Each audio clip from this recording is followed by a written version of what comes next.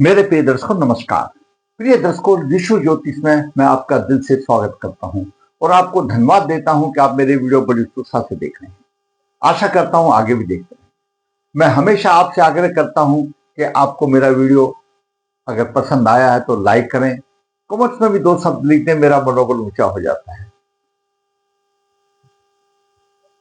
और आपको मालूम है, मैं हमेशा वीडियो बताता हूं कि मेरा वीडियो शास्त्रों के आधार पर बना हुआ है। उन योगों को मैंने अपने अनुभव में डाला है। आज एक ऐसी कुंडली आई है, आपके भी कभी कभी ऐसा हो जाता है कि खास तौर से जो बड़े लोग हैं, आपके माता पिता है उनके, क्योंकि आज की जो जनरेशन है, जब बच्चा जन्म लेने लगता है तो पहले से ही सतर्क हो जाते हैं और साधारण तौर पर डिलीवरियां हॉस्पिटल में ही होती हैं। वहां पर भी घड़ी बिल्कुल एकदम तैयार रहती है। मतलब कहने का मतलब है, आज आधुनिक युग में एक एक सेकंड का भी लोग हिसाब रख लेते हैं बालक ने किस समय पर पैदा हुआ। फिर भी आज है कभी कभी हमारे दूर दराजों में जो इतनी सुविधाएं नहीं है तो ऐसा हो जाता है, कोई बड़ी बात नहीं है। और कभी कभी ऐसा होता है कि एक लगन 1 मिनट के बाद दूसरा लगन आ जाता है, तब समस्या आ जाती है लगन कौन सा माने। कोई दिक्कत नहीं है, कोई घबराने की बात नहीं है। लगन ही तो चेंज हुआ है 1 मिनट के बाद में। ग्रहों की जो डिग्रियां वही हैं, ग्रह तो उसी नक्षत्र उसी चरण में है। एक सबसे तीव्रगामी ग्रह एक चंद्रमा है। चंद्रमा की डिग्रियां देख लीजिए, आपको कम यानी थोड़ा सा अंतर मिलेगा। बाकी में मैं समझता हूं किसी भी ग्रह की डिग्रियों में कोई अंतर नहीं मिलेगा। हाँ, एट द टाइम पर ही बैठा हुआ ग्रह तो हो सकता है उसमें भी फर्क आ जाए,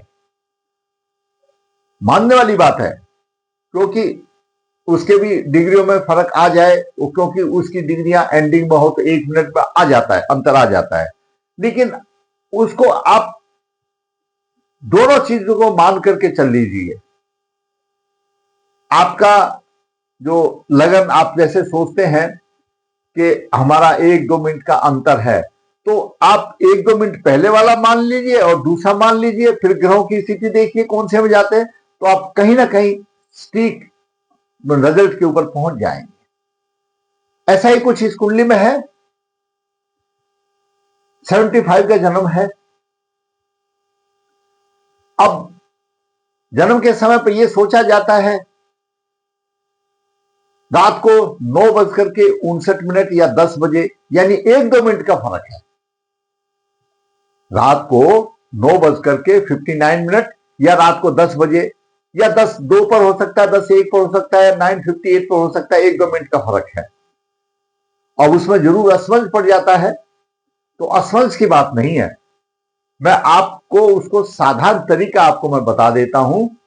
आप अपनी कुंडली का खुद ही अध्ययन कर लोगे तो ही मेरे बताने का एक अच्छा है।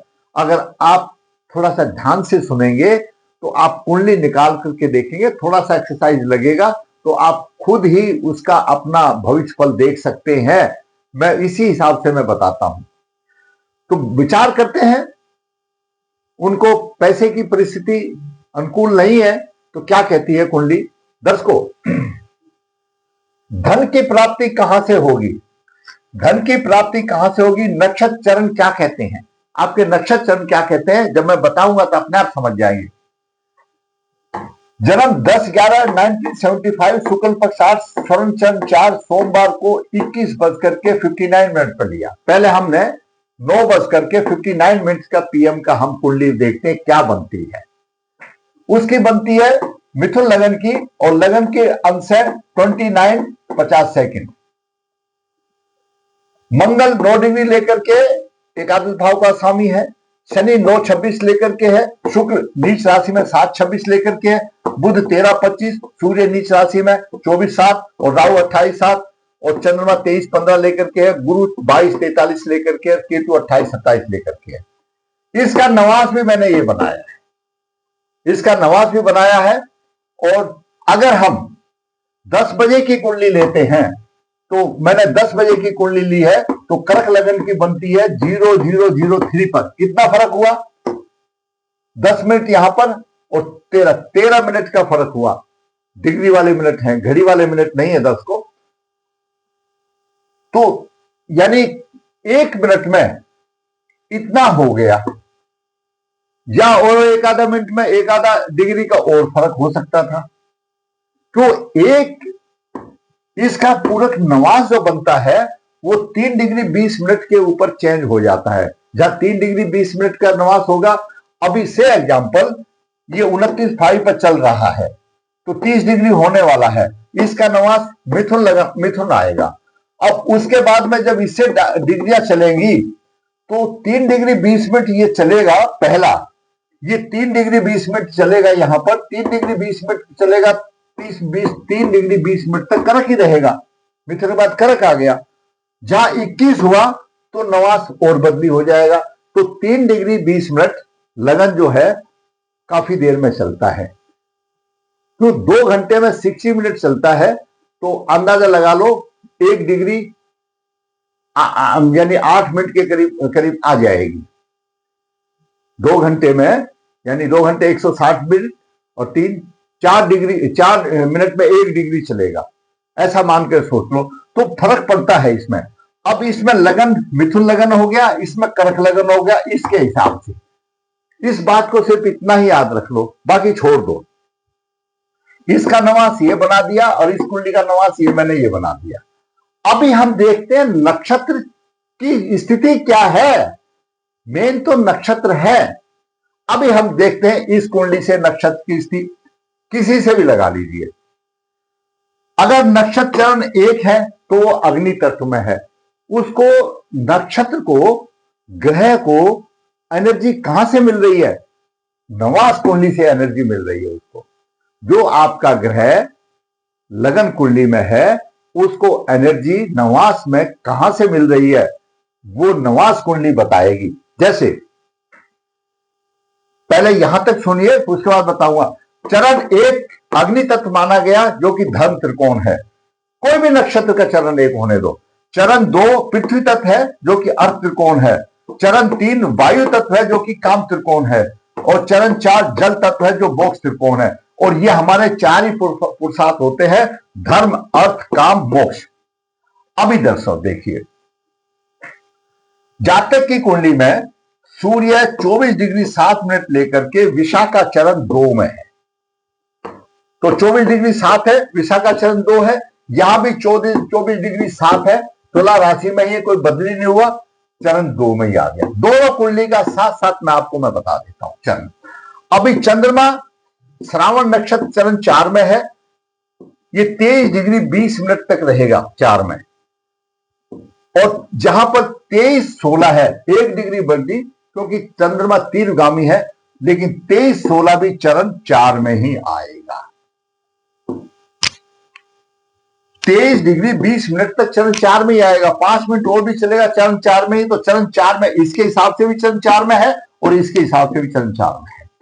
मंगल आद्रा चरण 1 में है, 9 डिग्री लेकर के है, जहां पर भी मंगल की कोई डिग्री बदली नहीं हुई, मिथुन राशि में उतनी स्थिति पे है। क्योंकि इनकी एक डिग्री 1 मिनट में क्या बदली होगा, 1 या 2 मिनट में कोई बदली नहीं होगा। चंद्रमा की बदली वाली बात है जो कि 23-15 थी, 23-16 होगी। तो मंगल भी उसी स्थिति में है। बुध स्वाति नक्षत्र में चरण 3 में है, 13-25 की डिग्री यहां पर भी है और 13-25 की डिग्री यहां पर भी है, तो सेम चरण में आ गया। राहु 24-7 यहां पर भी है तुला राशि में, यानी 28-7 यहां पर भी है राहु और 28-7 यहां पर भी है। चंद्रमा गुरु 22-43 यहां पर है, तो गुरु 22-43 यहां पर भी है। मीन राशि में कोई राशि बदली नहीं हुई, कोई नक्षत्र का चरण बदली नहीं हुआ। इसी तरह केतु का भी 28-27 पर है, यानी इसके ग्रहों की डिग्रियों में, और जो 10 बजे ग्रह पैदा हुआ वही जाता है, उसके ग्रहों की डिग्रियों में कोई अंतर नहीं है, कोई राशि परिवर्तन नहीं हुआ। और नजदीक से कोई होने वाला भी नहीं है, और 2-4 मिनट में भी होने वाला नहीं है, जबकि ये 3:20 तक तो यही रहेगा, कोई होने वाला नहीं है। या आप भी समझ सकते हैं कि डिग्रियां 30 मिनट हो जाएंगे तभी तो बदली होगा, तो 30 मिनट 2-4 मिनट में नहीं होता। और किसी घड़ी का एरर या कोई भूल 2 या 4 मिनट की हो जाती है। अब ऐसा सोचो कि हमारे बच्चे का जन्म तो 5 या 5.5 के बीच में हुआ, तो एक वो अनुमान वाली बात है भाई, 5 5.5 में तो बहुत फर्क हो जाता है। लेकिन 1-2 मिनट या 5-4 मिनट, 2-3 मिनट आगे पीछे ये लगन घंटांश में आ जाता है। एक लगन जाने वाला है, दूसरा लगन आने वाला है, उस टाइम पर बच्चों की ये स्थिति आ जाती है। तो ऐसा है तो कोई बात नहीं, जो जाने वाला लगन है, जो आने वाला है, आप ऐसा सोच रहे हैं कि इसमें ऐसा होगा, तो दोनों की कुंडली 2 बना लीजिए और फिर ग्रहों की स्थिति देखिए ना, ग्रह क्या कहते हैं। असली चीज तो ग्रह है, भाव का अलग बात छोड़ दीजिए। भाव तो चंद्र राशि से भी देख लीजिए, चंद्र राशि तो वही रहेगी, उसी भाव में ही रहेगी। चंद्र जैसे चंद्र राशि तो मकर लगन की कुंडली, मकर चंद्रमा राशि चंद्र, तो ये भी रहेगा। चंद्र राशि से भी देखो, सूर्य भी वही रहेगा, सूर्य लगन की कुंडली भी वही रहेगी, लेकिन लगन बदली होगा। अंतर तो होता है, ये नहीं है नहीं होता, लेकिन हमारे पास कोई दूसरा ऑप्शन नहीं है उसको देखने के लिए। तो नक्षत्र चरण के हिसाब से देख लीजिए ग्रह कहां पर है। ग्रह तो उसी राशि में है, क्योंकि नवास कुंडली इसी तरह का पूरक हो जाता है। तो गुरु रेवती चरण 2 में है तो वहां पर भी है, यानी सभी चरण में, यानी कोई भी ग्रह चेंज नहीं हुआ, सिर्फ चंद्रमा की 1 डिग्री चेंज हुई, 23-15 की जगह 23-16 हो गई। अगर ये 23-20 तक भी होता तो भी वही रहता, यानी 4 डिग्री और बचता है, टाइम बचता है, ठीक है ना। और चंद्रमा 2.25 दिन का मतलब है 24, 48 और 6 54 घंटों में 30 मिनट पूरी करता है, 30 डिग्री पूरी करता है 54 घंटों में 30 डिग्री। तो 4 डिग्री के लिए कितना हिसाब लगाएगा, घंटों लग जाता है भाई। तो ये मान्य नहीं होती है। तो आप इस तरह से दोनों में जो आपको कोई संशय है आपकी कुंडली में, आपके पहला तो इस टाइम पर देखते हैं तो लगन ये है, और 1-2 मिनट के बाद लगन बदली हो रहा है, तो कोई दिक्कत नहीं, परेशान मत होइए। उन ग्रहों के चरण निकालिए और इस तरह से चरण देख लीजिए कहां पर है। तो इस तरह से मैंने देखा, तो चरण कैसे आए वो मैंने, अब मैं चरण की बात में बताता हूं। चरण 1 में 2 ग्रह हैं, चरण 2 में 3 ग्रह हैं, और चरण 3 में 2 ग्रह हैं, और चरण 4 में 2 ग्रह हैं। तो कितने हो गए, 2 2 4 4 3 7 और 2 9 ग्रह हो गए। यानी इसकी कुंडली का जो इन भाई साहब के साथ ऐसा हुआ, 75 का जन्म है, 1-2 मिनट का अंतर था, लेकिन ग्रहों के चरण यही आए। कुल मिलाकर के 9 ग्रहों में से चरण 1 में 2 ग्रह है, चरण 2 में 3 ग्रह है, चरण 3 में 2 ग्रह है, चरण 4 में 2 ग्रह है, और ये तालिका है। और ये चरण 1 2 3 आपकी जो कंप्यूटराइज कुंडली है उसमें सब कुछ लिखा हुआ रहता है, नहीं है तो आपको कैलकुलेशन करना पड़ेगा। तो चरण कौन से चरण में कितने ग्रह आ रहे हैं, अब देखिए बात। चरण 1 2 चरण 3 4 को आपने निकाल लिया, आप खुद ही निकाल के एक्सरसाइज कीजिए, और नहीं आता तो मेरे से फोन करके बात करना, मैं सिखा दूंगा, सब पढ़े लिखे लड़के हैं, कोई दिक्कत नहीं है। अभी अगर हम इस कुंडली को देखते हैं, चलो पहले चरण की बात खत्म कर लेते हैं। अगर चरण 1 में ज्यादा ग्रह होंगे, चरण 1 में ज्यादा ग्रह होंगे, ऐसा जातक सच्चा होगा, ईमानदार होगा, सम्मान की प्राप्ति होगी, और एनर्जीवान होगा, नई चीजों के विषय में विचार करेगा, लाने वाला होगा। क्योंकि चरण 1 अग्नि तत्व है, और अग्नि तत्व जो ग्रह आपका चरण 1 में जाएगा वो नवास कुंडली में अग्नि तत्व राशि यानी मेष, सिंह और धनु में ही जाएगा। चरण 2 पृथ्वी तत्व हैं, अधिक ग्रह हो तो धन की तरफ अधिक रुझान होगा, महत्वाकांक्षी होगा, उसको कैसे न कैसे धन चाहिए, पूरा सोच पैसा कमाने में लगा रहेगा, और धरती से जुड़ेगा पैसे कमाने में। पृथ्वी तत्व है, धरती से संबंधित धन कमाने की बलवंता क्या, लेकिन उसको लगन कुंडली में बलवंता के आधार पर धन मिलेगा। चरण 2 में अगर ग्रह ज्यादा होंगे, ऐसे जातक को धन की बड़ी लालसा रहेगी, मैं कैसे न कैसे धन कमाऊं, मुझे धन इतना आना चाहिए, मेरा काम नहीं चल रहा है, सो बात है, पूरी सोच धन कमाने की होगी, महत्वाकांक्षी होगा और पृथ्वी से जुड़ा हुआ होगा। ऐसे काम, ऐसा पृथ्वी तत्व के महात्मा होता है। तो यहां पर पृथ्वी तत्व में चरण 2 में 3 ग्रह हैं और चरण 2 पृथ्वी तत्व राशि है, अर्थ त्रिकोण है। पृथ्वी तत्व राशि अर्थ त्रिकोण है, धन से संबंधित बात आएगी। मैंने सारी चीजें यही आपके रेडी रेफरेंस के लिए बनाकर रखी है। चरण तीन कौन सी राशियां होती हैं? वायु तत्व राशि होती हैं। वायु तत्व राशि होती है चरण 3। अब वायु तत्व राशियों में जब चरण 3 होते हैं, बुद्धिमान होगा, हुनर होगा और शास्त्रों के अनुसार से वो पैसा कमाएगा अगर उसके ग्रह चरण 3 में होंगे। तो चरण 4 में होंगे अगर अधिक ग्रह तो भावात्मक होगा, रोज नई नई सोचें बदली करेगा, मैं ये कर लूं वो कर लूं, भावनाप्रद होगा। यह स्थिति रहती है चरण 1, चरण 2, चरण 3, चरण 4 की। जो ग्रह जैसे हैं वो प्रभाव उसी के ऊपर पड़ता है। तो मैंने आपको ये बता दिया इस तरह से। तो अभी इसकी 3 ग्रह जो है चरण 2 में पड़ते हैं, जो पृथ्वी तत्व है, उनको पैसे की लालसा है, पैसा चाहिए, लेकिन ग्रहों की बलवंता के आधार पर उसको पैसा मिलेगा। उसकी इच्छा तो प्रकट कर दी। अब ग्रहों की बलवंता क्या कहती है? अब बलवंता देखते हैं। पहली कुंडली में धन का भाव यह है, द्वितीय भाव आमदनी का भाव यह है। यहां पर केतु है और शनि की दशम दृष्टि है। धन के विषय में परेशानी आ गई, धन के विषय में परेशानी आ गई। चंद्रमा अष्टम भाव में है, अपनी राशि को देख रहा है, शुक्ल पक्ष का है, तो थोड़ा बहुत जो कर सकता है तो कर रहा है, नहीं तो शनि जो है यहां पर बैठ गया और चंद्रमा अष्टम भाव में कमजोर हो जाता है। तो यहां पर शनि का बैठना हुआ, धन की हानि करना हुआ, क्योंकि शनि स्वयं छठे अष्टम भाव का स्वामी है, 9 भाव का स्वामी, मिश्रित फल देगा।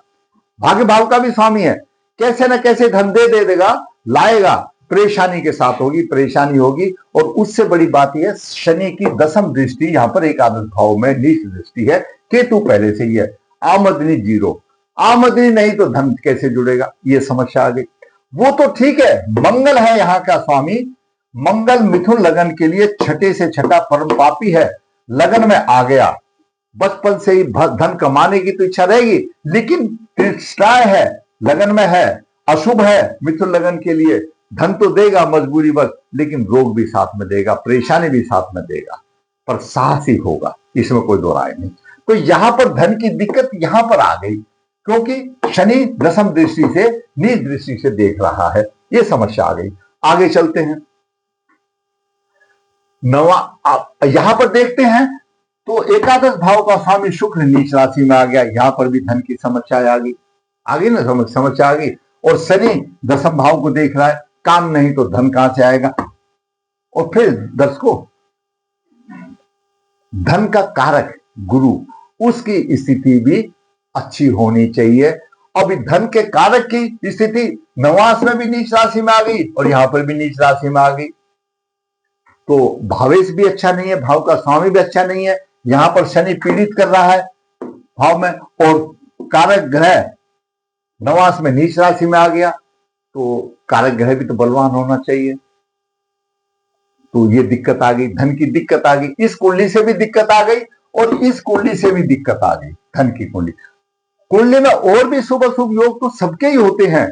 हम कितने पर विचार करेंगे तो ऐसे तो कोई कभी वीडियो पूरा ही नहीं होगा। सुबह से शाम तक बोलते रहिए तो देखा कौन बोल भी देंगे। तो बात कर रहे हैं सर आज चरण नक्षत्र से धन की।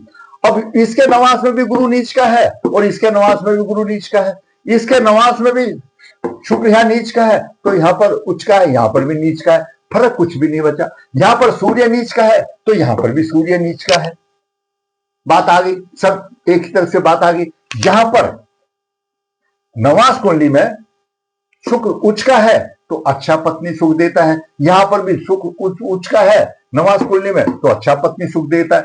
यहां पर भी सप्तमेश गुरु दशम भाव में है, अच्छा पत्नी सुख दे रहा है। वो ठीक है, केंद्राधिपति दोषी है, वो अलग बात है, लेकिन शुक्र उसको देख रहा है, ये मतलब कहीं ना कहीं उसको पत्नी का सुख अच्छा मिल रहा है। लेकिन यहां पर शुक्र नीच का हो गया, धने आमदनी के भाव का स्वामी, तो धन कहां से होगा, ये सारी चीजें। और द्वितीय भाव का स्वामी नीच का हो गया, धन कहां से होगा। तो दोनों कुंडलियों में इसी तरह से है।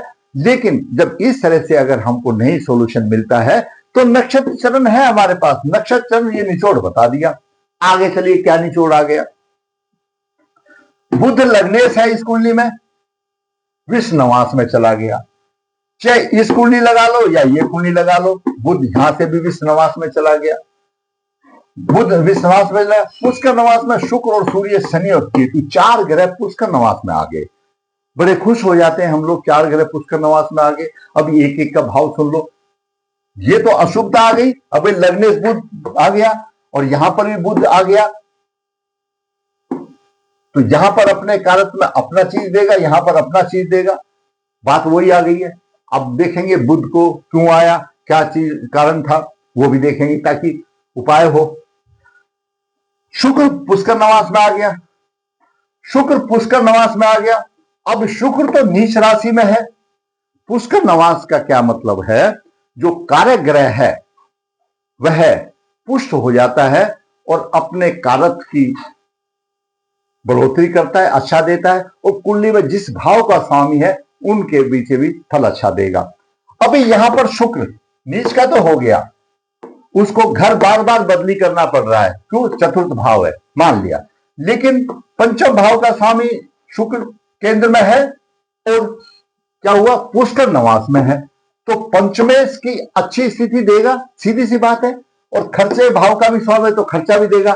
अब मुझे आप बताइए, आप हिसाब लगाइए, शुक्र पुष्कर नवास में आ गया, नीच राशि में है, घर बार बार बदली करेगा, धन की परेशानी होगी लक्ष्मी, लेकिन सप्तमेश है, सप्तम भाव का स्वामी पुष्कर नवास में आ गया, तो सप्तम भाव क्या है, संतान का भाव है। इस जातक के 3 बच्चे, तीनों एमबीबीएस हैं। इससे अच्छा और क्या होगा, खर्चा तो होगा भी, द्वितीय भाव का खर्चा कर रहा है, बात आ गई। उसने अपना काम पूरा दे दिया और उच्च राशि और पत्नी सुख भी अच्छा मिल रहा है, कोई दिक्कत नहीं आई। यहां पर हम देखते हैं भाई शुक्र विषनवास में है, तो यहां पर आमदनी का भाव का स्वामी होगा और चतुर्थ भाव का स्वामी हो गया, तो यहां पर जो हानि कर रहा है, यहां पर हानि कर रहा है, तो फिर कुंडली के ये अच्छी हुई, क्यों, यहां पर तो चतुर्थ भाव का स्वामी यहां चला गया और आमदनी का भाव हानि कर रहा है। यहां पर बच्चों को तो दे रहा है, खर्चा तो दे रहा है, कोई बात नहीं। अब यहां पर पंचम भाव संतान का भाव है, तो द्वादश भाव में चला गया, तो यहां पर थोड़ी सी दिक्कत आ जाती है। ये जबकि आसान हो जाता है, ये बेटर है, उससे बेटर आ जाती है। इस जातक के 3 बच्चे हैं, 2 लड़के हैं, 1 लड़की है, तीनों एमबीबीएस है। अब उससे और ज्यादा क्या क्या बच्चों का सुख मिलेगा। बात है सिर्फ पैसे की, उसने कैसे भी कराया, पैसा खर्च हुआ तो पैसा तो खर्च होगा ही होगा बच्चों पर, वो बात छोड़ दीजिए। अब बात करें शुक्र की, शुक्र भी पुष्कर नवास में है। अब इस शुक्र का क्या सूर्य शुक्र तो हो गया सूर्य पुष्कर नवास में होने से अगर वो कारक ग्रह है तो प्रतिष्ठा, पिता की सब कुछ आयु अच्छी देगा, सम्मान देगा, प्रतिष्ठा देगा, आत्मा का कारक है, प्रशासन का। तो यहां पर नीच राशि में है, इसमें नीच राशि में है शुक्र, तो फिर क्या देगा भाई सूर्य, कैसे देगा, परेशानी आ गई नहीं आ गई, तो वो पुष्ट हो गया, तो यहां पर परेशानी, नीच का सूर्य है और राहु से पीड़ित है, तो क्या देगा, पुष्कर नवास में आने के बाद में अशुभ फल ही देगा। पुष्ट हो गया तो खाना तो उसके कहां से हो गया, द्वितीय भाव का, धन का भाव का सब नीच राशि में राहु से पीड़ित हो गया, तो बेशक पुष्कर नवास में आ गया तो वही देगा ना, मतलब पुष्ट हो गया और शुभ फल देने के लिए पुष्ट हो गया, अशुभ फल देने के लिए पुष्ट हो गया, ये कंडीशन आ गई, रोज घर बदली करना पड़ता है। आगे अब शनि पुष्कर नवास में है, भाई शनि तो यहां रेड मार रहा है, शनिदेव हानि कर रहा है, और दर्शकों शनि की दशा चल रही है 11-16 से लेकर 35 तक रहेगी, तो यही स्थिति रहेगी, शनि की धन की परेशानी रहेगी। और केतु भी पुष्कर नवास में आ गया, अब केतु यहां क्या काम कर रहा है, धन की हानि कर रहा है ना, तो पुष्ट हो गया तो हानि करेगा भाई, शनि भी हानि करेगा भाई, तो ये बात आ गई। 35 तक ऐसा ही चलेगा शनि देव का डंडा। इससे पहले कुछ साढ़े शक्ति थी, और शनि देव तो पूरा तराश देते हैं भाई, जैसे सोने को तराशा जाता है। तो ये कंडीशन रही तो आप ये निकाल लीजिए कि आपके ग्रह कौन से चरण में है।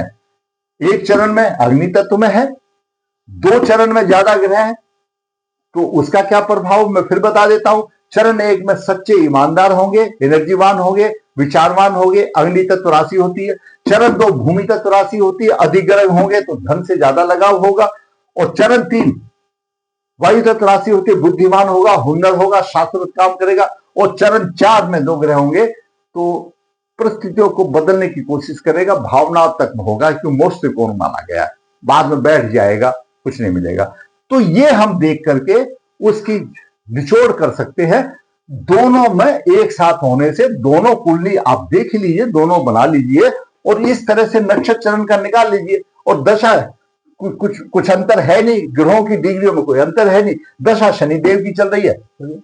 अभी बात यह है भाई, उपाय साधारण तौर पर सुबह उठते ही सूर्य देव को आप जल अभिषेक करें, वो राजा है। और दशा चल रही है तो भाई शनि के उपाय करें जरूर। केतु भी अशुभ है तो केतु के उपाय करें, जैसे पहले भी कई बार बताया। अब मैं एक उपाय बता दूं तो बड़ा मुश्किल होगा, आजकल नेट का जमाना है, जो कर सकता है वही कर ले, श्रद्धा से कर ले, केतु के उपाय कर ले। बुध जो विश्वनिवास में है, इस जातक का जो कुंडली में वैदिक ज्योतिष में जो भी प्रावधान है उपाय करने का, वो सारा उपाय सिद्ध जगह पर करा चुका है। अब कर्म उन्होंने करना है और फल कर्म के आधार पर मिलेगा, तो कर्म तो करना पड़ेगा।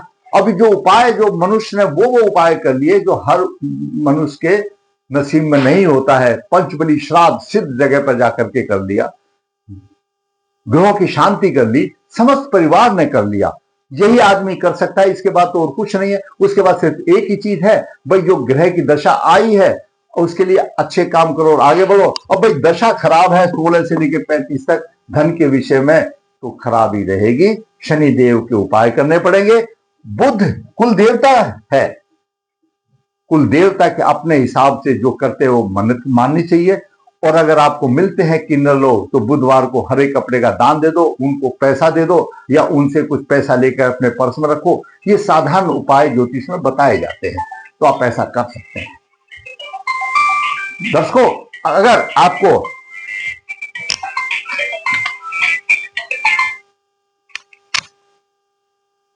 आपको मेरा वीडियो अच्छा लगा, मैंने धन प्राप्ति का योग बताया, क्योंकि ये जन्म का एरर किसी के साथ भी हो सकता है थोड़े उसमें, तो आप इस तरह से नक्षत्र चरण पर चले जाइए, इस तरह से दोनों को नवास बनाइए, आपको एक जैसा ही मिलेगा, कोई अंतर कोई खास नहीं मिलेगा। अगर आपको मेरा वीडियो अच्छा लगा है तो लाइक करें, शेयर करें, ये चैनल सब्सक्राइब नहीं है सब्सक्राइब है, ताकि आने वाले भी अपडेट आपको मिल सके। धन्यवाद।